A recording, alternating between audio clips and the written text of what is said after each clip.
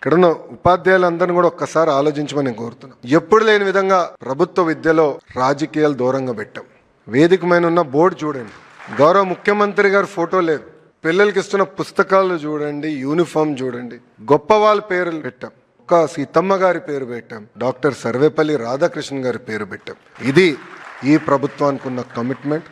Sir, Kadapa జిల్లాలో collector గారి ఆధ్వర్యంలో సెంట్రలైజ్ కిచెన్ ఈ మిడ్ డే మీల్ కి మోడల్ ఒకటి ప్రారంభించాం సార్. రాబోయే రోజుల్లో అద్భుతమైన న్యూట్రిషియస్ ఫుడ్ ఏదైతే మీరు అందించాలని మాకు ఆదేశాలు జారీ చేశారో ఆ దిశగా ముందరికెళ్తున్నాం సార్. సార్, ఉపాధ్యాయులందరూ కూడా ట్రాన్స్పరెంట్ గా టీచర్ ట్రాన్స్ఫర్ యాక్ట్ తీసుకొచ్చాం sir. First time seniority list fix చేశాం.